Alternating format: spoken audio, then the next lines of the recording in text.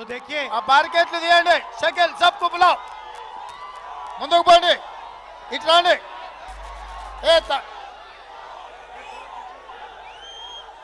అంత ముందుకు రండి.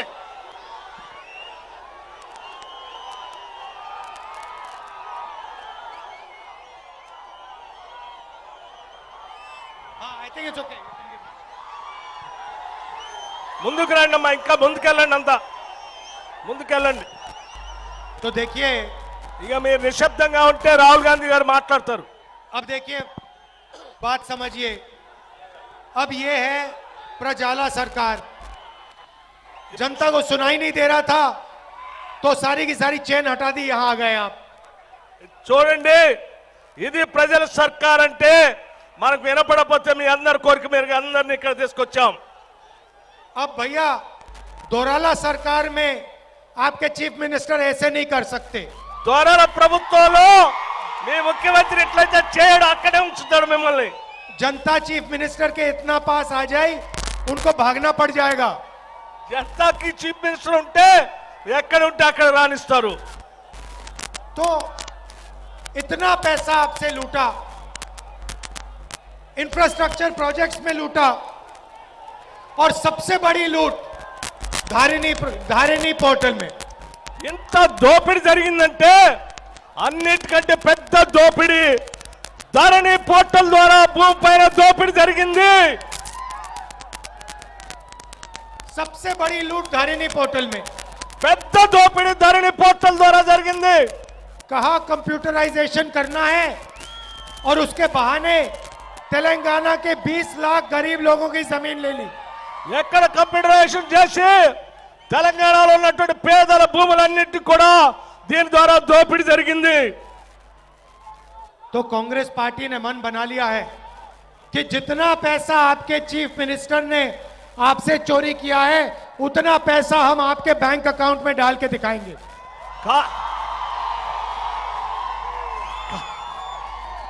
కాంగ్రెస్ ప్రభుత్వం రాగానే ఈ ముఖ్యమంత్రి మీ జేబుల నుంచి ఎంత దోపిడీ చేశాడో అంత సొమ్ముని మళ్ళీ మీ బ్యాంక్ అకౌంట్ లో వేస్తాము. प्रजाला सरकार आपका पैसा आपको कैसे देगी? ప్రజల సర్కార్ మీ డబ్బులు మీకోసమే ఖర్చు పెడుతుంది. सबसे पहले महालक्ष्मी स्कीम. అన్నిటికంటే ముందుగా మహిళల కోసం పెట్టినటువంటి మహాలక్ష్మి స్కీమ్. जो हमारी महिलाएं हैं वो तेलंगाना के भविष्य की देखभाल करती हैं, हमारे बच्चों की देखभाल करती हैं. మన దగ్గర ఉన్నటువంటి మహిళలు, తెలంగాణలో మహిళలు అందరికంటే తెలంగాణ కోసం, కుటుంబం కోసం, పిల్లల కోసం ఆలోచన చేస్తారు. और गरीब महिलाएं दुगना काम करती हैं. పేద మహిళ చాలా కష్టపడి కూలి చేసి పడతారు. दिन भर मजदूरी करती हैं और अपने बच्चों की देखभाल करती हैं. రోజంతా కూలి చేస్తారు, పిల్లల కోసం పాటుపడతా ఉంటారు. तो सबसे पहला कदम तेलंगाना की हर महिला के बैंक अकाउंट में 2500 रुपए प्रति महीना. మొట్టమొదటి అడుగు తెలంగాణ మహిళల అకౌంట్ లో 2500 రూపాయలు వాళ్ళ అకౌంట్ లో వేస్తాము. मोदी जी के सरकार में गैस सिलेंडर 1000 रुपए का मिलता है. మోదీ గవర్నమెంట్ లో గ్యాస్ సిలిండర్ 1000 రూపాయలు దొరుకుతా ఉంది. उसका पैसा बड़े बड़े उद्योगपतियों को जाता है. దాని డబ్బులన్నీ కూడా పెద్ద పెద్ద వాళ్ళకి వెళ్ళిపోతా ఉన్నాయి. हमारी सरकार आएगी तो तेलंगाना की महिलाओं को गैस सिलेंडर 500 रुपए में मिलेगा. మన ప్రభుత్వం రాగానే తెలంగాణ మహిళలందరికీ గ్యాస్ సిలిండర్ 500కే ఇస్తాము. और देखिए आज हम बस से भाषण दे रहे हैं, बस के ऊपर खड़े होकर भाषण दे रहे हैं. ఈ రోజు మేమంతా బస్సు మీద నిలబడి మీతో మాట్లాడుతా ఉన్నాము. हमारी सरकार आएगी तो पूरे तेलंगाना में तेलंगाना की सरकार की बसेस में हमारी माताएं और बहन 1 रुपया नहीं देंगी. మా ప్రభుత్వం రాగానే, కాంగ్రెస్ ప్రభుత్వం రాగానే మన తల్లులు సోదరిమణులకి ఈ బస్సుల్లో ఒక్క రూపాయి కూడా ఇవ్వకుండా ఉచిత ప్రయాణం జరుగుతుంది. तो देखिए महीने का 2500 रुपए सीधा बैंक अकाउंट में, ప్రతి నెల 2500 రూపాయలు నేరుగా వాళ్ళ బ్యాంక్ అకౌంట్ లోకి వస్తాయి. 500 रुपए गैस सिलेंडर में बचेंगे. 500 రూపాయలు గ్యాస్ సిలిండర్ ద్వారా ఇచ్చేస్తాము 500కి. और महीने के कम से कम 500 या 1000 रुपए बस में बचेंगे. కనీసం తప్పకుండా 500 నుంచి 1000 రూపాయలు బస్సు ప్రయాణం కింద వాళ్ళకి మేలు జరుగుతుంది. तो महीने की हर महिला को 4000 रुपए की बचत होगी. ప్రతి మహిళకి కనీసం 4000కు తగ్గకుండా ప్రతి మహిళకి మేలు జరుగుతుంది.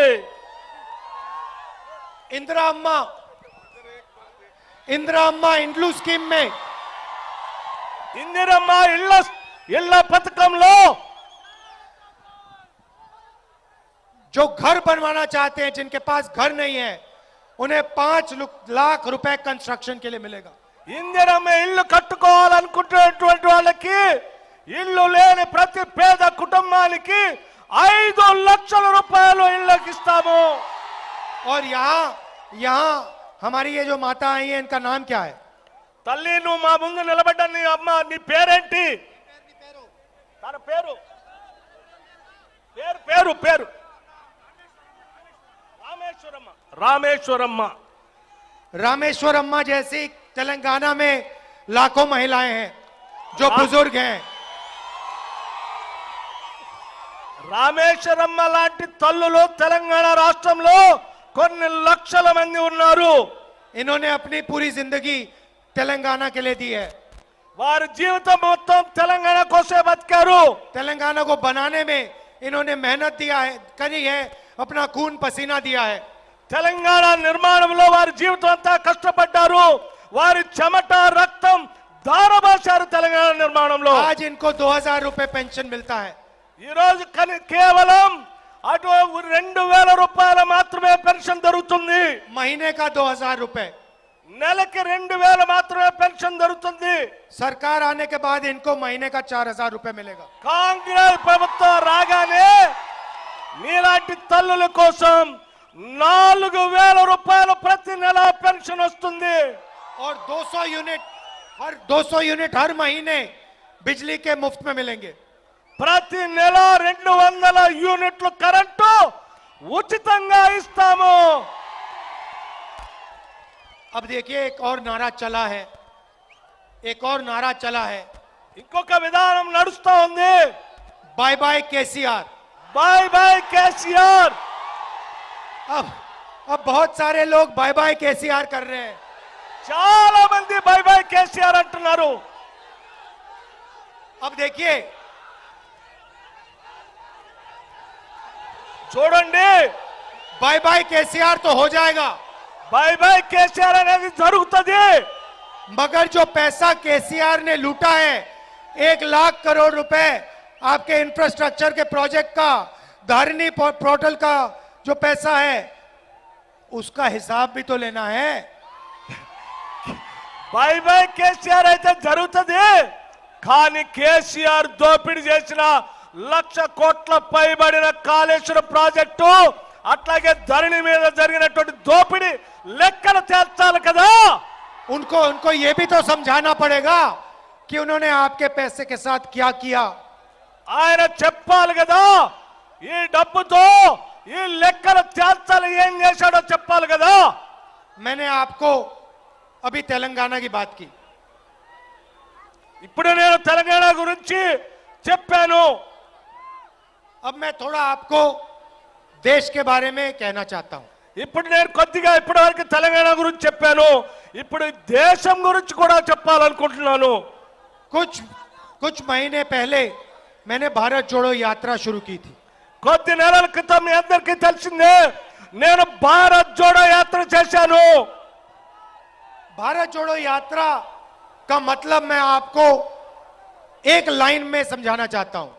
భారత్ జోడో యాత్ర గురించి, దాని అర్థం గురించి ఒక్క లైన్ లో మీకు మీ దృష్టి తీసుకురాదలుచుకున్నాను. ये देश और प्रदेश नफरत के प्रदेश और देश नहीं है, ये मोहब्बत का देश है, मोहब्बत का प्रदेश है। ఈ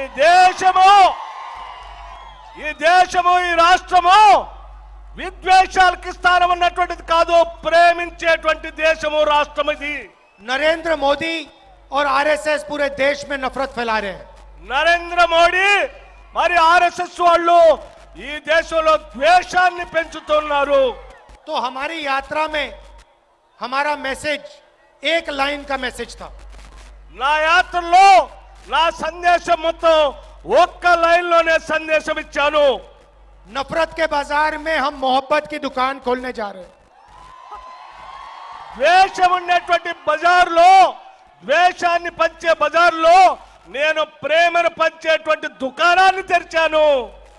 अब सवाल उठता है कि बीजेपी नफरत क्यों फैलाती है।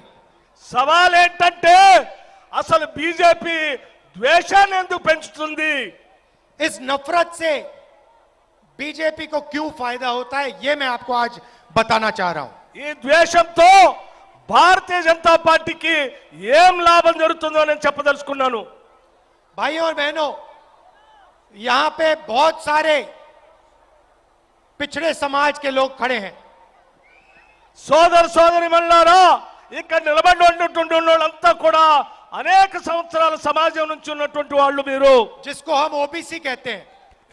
వెనకబడినటువంటి వర్గాలకు సంబంధించినటువంటి వాళ్ళు ఉన్నారు, వాళ్ళని ఓబీసీలు అంటారు। यहां पे दलित समाज के लोग हैं। ఇక్కడ ఉన్నటువంటి వాళ్ళు దళితులు కూడా ఉన్నారు। आदिवासी यहां पे कम है, ఆదివాసీ చాలా తక్కువ మంది ఉన్నారు ఇక్కడ।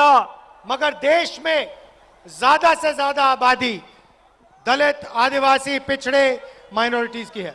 కానీ దేశంలో పెద్ద ఎత్తున ఉన్నటువంటి జనాభా బలహీన వర్గాలంటే ఓబీసీలు, దళితులు, గిరిజనులు, మైనార్టీ సోదరులు ఉన్నారు। मैं आपको उदाहरण के तौर दिखा देता हूं। यहां पे ओबीसी वर्ग के कितने लोग हैं, हाथ उठा के दिखाओ। నేను మీకు ఒక ఉదాహరణ చెప్పదలుచుకున్నాను। ఇక్కడ ఉన్నటువంటి వాళ్ళు బీసీలకు సంబంధించిన జనాభా ఎంతమంది ఉన్నారో చేయెత్తండి। ये देखो, आधे हिंदुस्तान ने हाथ उठा दिया। ये देखो, तो इस देश में कम से कम 50% ओबीसी वर्ग है। ఈ దేశంలో తక్కువలో తక్కువ 50% మంది బలహీన వర్గాలకు సంబంధించినటువంటి వాళ్ళు ఓబీసీలు ఉన్నారు। और ये जो लोग हैं, ये इस देश को चलाते हैं, रीढ़ की हड्डी हैं। వీళ్ళే ఈ దేశ ఆర్థిక సంపదను నడిపిస్తా ఉంటారు। अब सवाल ये है कि इन लोगों की हिंदुस्तान को चलाने में कितनी भागीदारी है। కానీ సవాలు మన ముందు ఉన్నటువంటిది ఏంటంటే అసలు ఈ దేశాన్ని నడిపించేటువంటి వాళ్ళల్లో వీళ్ళ పాత్ర ఎంత?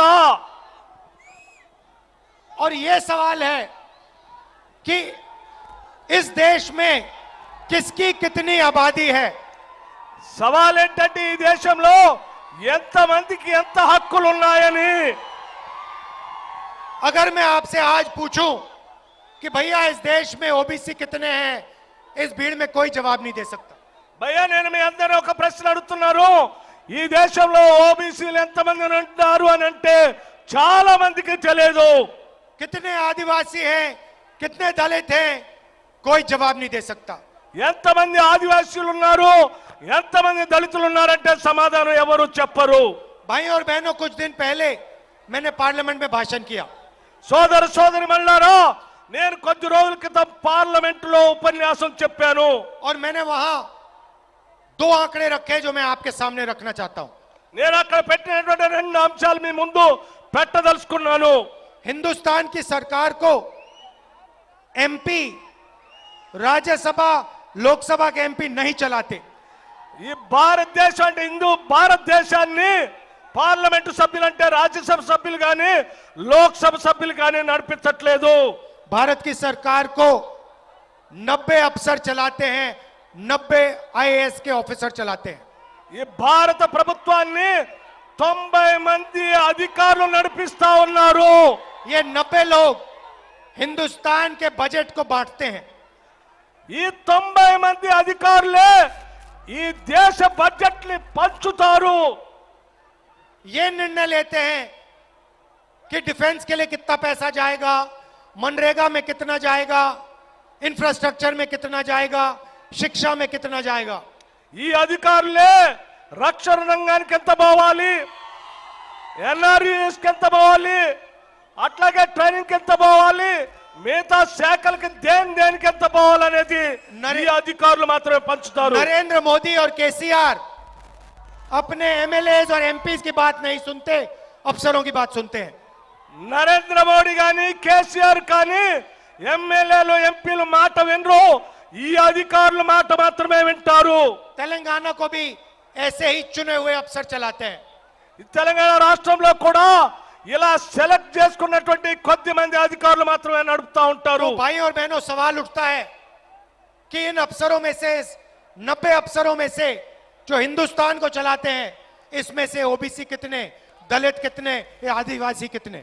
సోదర సోదరి మళ్ళారా, ఈ దేశాన్ని నడిపే 90 మంది అధికారుల్లో ఎంతమంది ఓబీసీలు ఉన్నారు, ఎంతమంది దళితులు ఉన్నారు, ఎంతమంది గిరిజనులు ఉన్నారని నేను అడిగాను. सवाल ये है, क्या इस देश को चलाने में दलितों, आदिवासियों, पिछड़ों और माइनॉरिटीज की भागीदारी है, हाँ या ना, यह सवाल है। ఏ సవాల్ ఏంటంటే ఈ దేశాన్ని నడిపించే దాంట్లో బలహీన వర్గాలు ఓబీసీలకి, దళితులకి, గిరిజనులకి భాగస్వామ్యం ఉండాలా వద్దా అనేది ప్రధానమైనటువంటి ప్రశ్న నేను ప్రశ్నిస్తా ఉన్నాను. भाई और बहनों, 90 अफसरों में से सिर्फ 3 अफसर ओबीसी वर्ग के हैं। 90 మంది అధికారుల్లో కేవలం 3 మాత్రమే ఓబీసీ అధికారులు ఉన్నారు. और बजट का सिर्फ 5% निर्णय ये अफसर लेते हैं। కేవలం 5% బడ్జెట్ మాత్రమే ఈ 3 అధికారులు నిర్ణయం చేస్తారు. मतलब हिंदुस्तान की सरकार में ओबीसी की कोई भागीदारी नहीं है। భారతదేశ ప్రభుత్వంలో ఓబీసీ అధికారులకి ఏ పాత్ర లేదు బడ్జెట్ పంచడంలో. इसलिए मैं हर भाषण में कहता हूं कि ओबीसी सेंसस, कास्ट सेंसस की जरूरत है। అందుకే నేను ప్రతి దగ్గర నా ఉపన్యాసంలో భారతదేశంలో ఓబీసీల జనగణన జరగాలని అన్ని చోట్ల చెప్తా ఉన్నాను. हम जानना चाहते हैं कि इस देश में कितने दलित, कितने आदिवासी, कितने ओबीसी, कितने माइनॉरिटी हैं। ఈ లెక్కలు జనగణన జరిగితే భారతదేశంలో ఎంతమంది ఓబీసీలు ఉన్నారు, ఎంతమంది దళితులు ఉన్నారు, ఎంతమంది గిరిజనులు ఉన్నారో లెక్కలు తేలుతాయి. बीजेपీ ओबीसी वर्ग को शक्ति नहीं देना चाहती है। బీజేపీ భారతీయ జనతా పార్టీ ఓబీసీలకి శక్తిని ఇవ్వటానికి ఇష్టపడట్లేదు. टीआरएस ओबीसी वर्ग को शक्ति नहीं देना चाहती है। టిఆర్ఎస్ కూడా బలహీన వర్గాలు ఓబీసీలకి శక్తిని ఇవ్వటానికి ఇష్టపడట్లేదు. इसीलिए ये लोग कास्ट सेंसस नहीं करना चाह रहे हैं। అందుకే నేను అడిగిన cost census జనగణనకి Bharatiya Janata party, BRS ఇద్దరు ఒప్పుకోవట్లేదు. इसीलिए हमने कहा है कि जैसे ही हमारी सरकार तेलंगाना में आएगी, हमारा पहला स्टेप, पहला कदम कास्ट सेंसस होगा। అందుకే నేను చాలా స్పష్టంగా చెప్తా ఉన్నాను, తెలంగాణ రాష్ట్రంలో మన కాంగ్రెస్ ప్రభుత్వం రాగానే మొదటి అడుగు జనాభా గణన ఓబీసీల కాస్ట్ సెన్సస్ చేపిస్తాను. तेलंगाना में जैसे ही सरकार आएगी, यहां हम ओबीसी सेंसस शुरू करेंगे, और जैसे ही दिल्ली में सरकार आएगी, पूरे हिंदुस्तान में हम कास्ट सेंसस लगा देंगे। తెలంగాణలో మన ప్రభుత్వం రాగానే ఏ రకంగా అయితే బీసీ జనగణన చేపిస్తామో, ఆ తర్వాత భారతదేశంలో మన ప్రభుత్వం రాగానే దేశమంతా కూడా ఓబీసీ జనగణన చేపిస్తాను. और जो भागीदारी ओबीसी की होनी चाहिए, वो हम पूरी करके आपको दिलवा देंगे। ఏ వాటాదారులు ఓబీసీలు ఉన్నారో వాళ్ళందరూ భాగస్వాములు కావాల్సిందే, వాళ్ళందరి కోసం చేస్తాను నేను. भाई और बहनों, बीजेपी इसलिए नफरत फैलाती है क्योंकि वो ये नहीं चाहती कि आप अपनी सच्ची आबादी के बारे में जान जाओ। అందుకే సోదర సోదరి మండలారా, బీజేపీ వాళ్ళు కావాలనే ద్వేషాన్ని రెచ్చగొడుతూ ఈ వాస్తవాల్ని బయటికి రానికుండా దాస్తా ఉన్నారు. ये बीआरएस का सेंसस नहीं चाहते क्योंकि वो नहीं चाहते कि आपको अपनी सच्ची शक्ति पता लग जाए। ఆర్ఎస్ఎస్, బీఆర్ఎస్ ఇద్దరు కూడా ఈ కాస్ట్ సెన్సస్ జరగొద్దని ఓబీసీ జనగణన జరగొద్దని కోరుకుంటున్నారు. हम आपको आपकी सच्ची शक्ति के बारे में दिखा देंगे.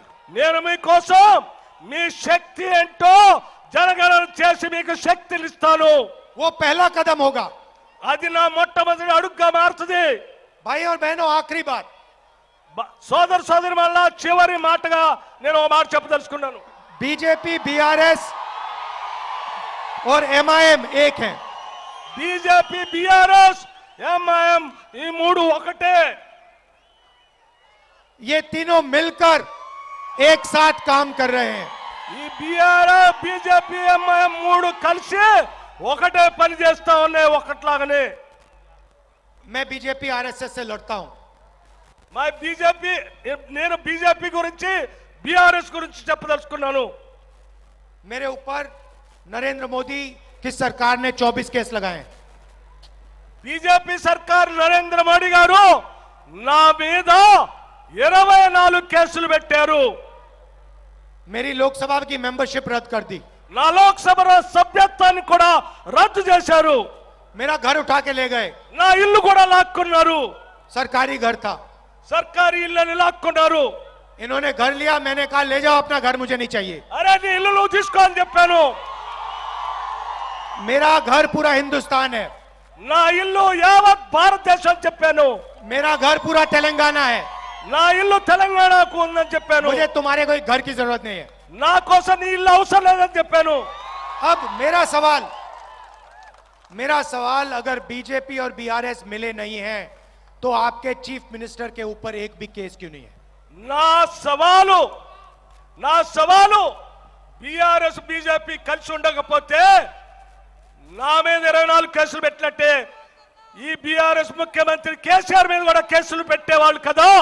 आपके चीफ मिनिस्टर के पीछे ईडी क्यों नहीं भाग रही, सीबीआई क्यों नहीं भाग रही, विजिलेंस क्यों नहीं भाग रही?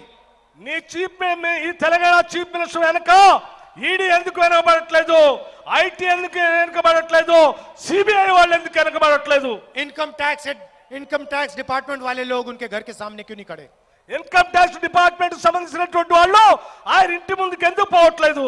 भाई और बहनों, क्योंकि ये दो मिले हैं. సోదర సోదరి మళ్ళారో వీళ్ళిద్దరు కలిసి ఉన్నారు. लोकसभा में, राज्यसभा में बीआरएस के लोग नरेंद्र मोदी की सरकार को मदद करते हैं. లోక్సభలో బీఆర్ఎస్ పార్టీ సంబంధించిన పార్లమెంటు సభ్యులు బీజేపీ సర్కార్ కి మద్దతు ఇస్తా ఉన్నారు. और तेलंगाना में बीजेपी बीआरएस की मदद कर रही है. తెలంగాణలో బీజేపీ బీఆర్ఎస్ కి మద్దతు ఇస్తా ఉంది. पहले यहाँ पे बीजेपी के लोग आए थे, छाती फुलाए घूम रहे थे सब जगह. ఇక్కడ ముందు బీజేపీ వాళ్ళు వచ్చారు, గుండెలు నిల్చుకొని వచ్చారు, ముందుకు వచ్చారు. कांग्रेस पार्टी ने उनकी सारी की सारी गैस निकाल दी. కాంగ్రెస్ పార్టీ వాళ్ళ గాలంతా తీసేసింది. गाड़ी के चारों टायर पंचर हो गए. వాళ్ళ బండికున్న 4 టైర్లు పంచర్ అయిపోయినాయి. उनके नेता कहते हैं कि हम तेलंगाना में ओबीसी चीफ मिनिस्टर लाएंगे. బీజేపీ నాయకుడు చెప్తాడు తెలంగాణ రాష్ట్రంలో ఓబీసీ ముఖ్యమంత్రిని చేస్తానని. अरे भाई साहब, 2% वोट से तेलंगाना में आपकी सरकार नहीं बनने वाली है. సోదరా, ఆ తెలంగాణ రాష్ట్రంలో బీజేపీకి కేవలం 2% కూడా ఓట్లు లేవు. నువ్వెట్లా చేస్తావయ్యా? अगले टूर पे नरेंद्र मोदी जी अमेरिका जाएंगे. రాబోయే ఎన్నికల్లో నరేంద్ర మోడీ గారు అమెరికా కూడా వెళ్తారు. वहां पे जाके कहेंगे अमेरिका में हम ओबीसी का राष्ट्रपति लाएंगे. అక్కడ అమెరికాకు కూడా వెళ్ళి అమెరికాలో కూడా ఓబీసీ రాష్ట్రపతిని చేస్తాను, ప్రెసిడెంట్ చేస్తాను అమెరికాకి అని చెప్తాడు. ना तेलंगाना में इनकी सरकार आ रही है, ना अमेरिका में सरकार आएगी. తెలంగాణలో రాజు, అమెరికాలో కూడా రాజు ఆయన ప్రభుత్వం. आप बीआरएस की मदद करना बंद करो. మీరంతా బీజేపీకి మద్దతు ఇవ్వడం బంద్ చేయండి. और दिल्ली में जाके अपनी तैयारी करो. మీరు ఢిల్లీ పోయి మీ ప్రయత్నాలు మీరు చేసుకోండి, తయారీ కాండి. क्योंकि जैसे हमने आपका यहां टायर पंचर किया है, हम दिल्ली में आपका टायर पंचर करने आ रहे हैं. తెలంగాణలో ఎట్లయితే మీ టైర్లన్నీ పంచర్ చేసి గాలి తీసామో ఢిల్లీ అంటే భారతదేశంలో కూడా కొద్ది రోజుల్లో మీ గాలి అంతా తీయబోతున్నాను నేను. अच्छा, एक दूसरी पार्टी, तीसरी पार्टी है बीच में, మధ్యలో మూడో పార్టీ కూడా ఉంది, MIM. MIM. जहां भी हम चुनाव लड़ने जाते हैं, ఎక్కడైతే మేము ఎన్నికలు పోటీ చేయడానికి పోతామో असम, అస్సాం, मध्य प्रदेश, राजस्थान, महाराष्ट्र, त्रिपुरा, जहां भी कांग्रेस पार्टी बीजेपी से लड़ती है, మధ్యప్రదేశ్, రాజస్థాన్ ఇంకా ఇతర రాష్ట్రాల్లో ఎక్కడైతే మేము ఎన్నికలు పోతామో ఎక్కడైతే బీజేపీతో మేము పోరాటం చేస్తూ ఉంటామో అక్కడ వాళ్ళు వస్తూ ఉంటారు. वहां पे MIM पार्टी बीजेपी से पैसा लेकर कैंडिडेट खड़े कर देती है. ఆ రాష్ట్రాల్లో ఎంఐఎం పార్టీ బీజేపీ అంటే భారతీయ జనతా పార్టీ దగ్గర నుంచి డబ్బులు తీసుకొని వాళ్ళ అభ్యర్థులు పోటీ పెడతారు. आप देखिए, इनका एक वोट नहीं है, असम में इनका कुछ लेना देना नहीं है, मगर जहां भी बीजेपी चाहती है वहां पे MIM के लोग सलूट मार के कैंडिडेट बैठा देते हैं. ఇది చూడండి, అస్సాం లాంటి రాష్ట్రంలో వీళ్ళకు ఒక్క ఓటు కూడా లేదు, కానీ ఎక్కడైతే బీజేపీ కోరుకుంటుందో అక్కడ వెంటనే వీళ్ళు బీజేపీ సల్యూట్ కొట్టి అక్కడ వీళ్ళు కావాలని వాళ్ళ అభ్యర్థులు పెడతారు. मैं MIM के नेताओं से पूछना चाहता हूं, असम में टिकट, असम में कैंडिडेट बैठा उतारने के लिए आपको पैसा कहां से आता है? అస్సాంలో నేను ఎంఐఎం ఒక ప్రశ్న అడగదలుచుకున్నాను. महाराष्ट्र में कैंडिडेट उतारने के लिए आपका पैसा कहां से आता है? అస్సాంలో మహారాష్ట్రలో మీరు అభ్యర్థులు పెట్టడానికి డబ్బులు ఎక్కడి నుంచి వస్తా ఉన్నాయి మీకు అని అడుగుతా ఉన్నాను. मैं आपको बताता हूं, बीजेपी से आता है. నేను మీ అందరికి చెప్తా ఉన్నాను, అది బీజేపీ నుంచి వస్తున్న డబ్బు. इसीलिए तीनों एक साथ खड़े हुए हैं. అందుకే నేను చాలా స్పష్టంగా చెప్తా ఉన్నాను, ఈ ముగ్గురు కలిసే ఉన్నారు. हमें पूरे देश में मोहब्बत की दुकान खोलनी है. మేము ఈ దేశం మొత్తంలో కూడా ప్రేమను పంచే దుకాణాన్ని తెరుచుకొని ప్రేమ కోసం నేనున్నాను. पहले हम यहाँ तेलंगाना में प्रजाला सरकार लाएंगे, మొట్టమొదటిగా తెలంగాణ రాష్ట్రంలో ప్రజల ప్రభుత్వాన్ని, పీపుల్స్ గవర్నమెంట్ తీసుకొని వద్దాం. और फिर दिल्ली में बीजेपी और नरेंद्र मोदी को वहां से हटाएंगे. అక్కడ ఢిల్లీలో బీజేపీ నరేంద్ర మోడీ, బీజేపీ ప్రభుత్వం నరేంద్ర మోడీని తొలగించేద్దాం. आप सब दूर दूर से आए, शाम का समय है, इसके लिए दिल से बहुत बहुत धन्यवाद. మీరంతా చాలా దూర ప్రాంతాల నుంచి వచ్చారు, మీరంతా చాలా దూర ప్రాంతాల నుంచి వచ్చారు. నా హృదయపూర్వకంగా మీ అందరికీ ధన్యవాదాలు తెలియజేస్తా ఉన్నాను. నా దిల్ కోల్కే మీకు ధన్యవాదాలు తెలియజేస్తా ఉన్నాను. हमारे कैंडिडेट्स का 1 मिनट में परिचय कर देता हूं. అనిరుద్ధ్ రెడ్డి జడ్చర్ల శాసనసభ స్థానం నుంచి కాంగ్రెస్ పార్టీ అభ్యర్థిగా పోటీ చేస్తా ఉన్నాడు. नमस्कार. మధుసూదన్ రెడ్డి గారు దేవరకద్ర శాసనసభ స్థానం నుంచి కాంగ్రెస్ పార్టీ అభ్యర్థిగా పోటీ చేస్తా ఉన్నాడు. आप सबका दिल से बहुत बहुत धन्यवाद. नमस्कार. నా హృదయపూర్వకమైనటువంటి ధన్యవాదాలు మీకు. మరొక్కసారి నా ధన్యవాదాలు.